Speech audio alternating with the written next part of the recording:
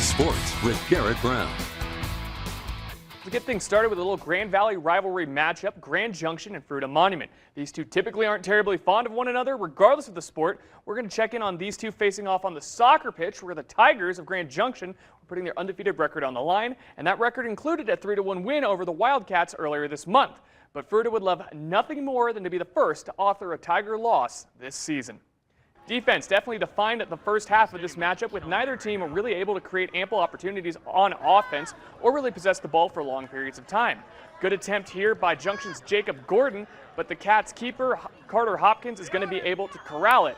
And we rejoin this one. We're going to skip ahead to the second half of this game. Same result, as neither team could really get a clean shot off. It appeared Fruita was in line for one here, but Juna Hart closes that window and closes out on defense, and the zeros remain on the scoreboard early on. But after a while, the Tigers, they'd seen enough of this shutout. Tiger inbound kick sent back by a Fruita defender right to number 10, Angel Perez-Leon, and number 10 changes that 0 on the scoreboard to a 1 with the first goal of the game. It wound up being the lone Tiger goal of the game and the lone goal of the whole game. Junction, so without a loss, shutting out the Cats. 1-0 is your final from that matchup.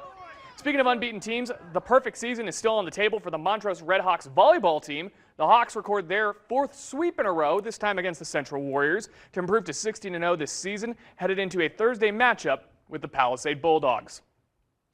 Some more football, but this time around the American variety. The Denver Broncos are heading back stateside after a successful trip to London, where the Denver defense certainly traveled well in a 13-11 Broncos win over the New York Jets. The Denver defensive unit held the Jets to -10 passing yards. The last time a team lost that many yards attempting to pass was when Ryan Leaf went 1 for 15 against the Kansas City Chiefs in 1998. But this Denver defensive unit this year has been shutting teams down throughout the entirety of the season.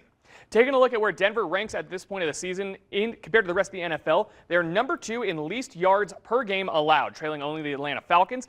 They particularly don't allow a ton of damage through the air, which is very important in the modern pass-happy NFL. They're allowing under 170 yards through the air per game at this point.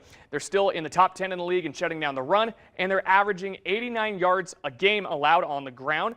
They are allowing the second fewest points per game, just a little over 2 touchdowns at 15.8 allowed through their first 6 games. One last important detail from the Denver defense. They are leading the NFL in sacks through these 6 games. Denver has recorded, as a team, 30 sacks, reasonably putting them in range for the all-time NFL record of 72. It's held by the '84 Chicago Bears. The Broncos will be playing host to the New York Giants, a team that just bested the defending Super Bowl champion Philadelphia Eagles this Sunday. But for now, that'll do it for your look at sports, and we'll be right back.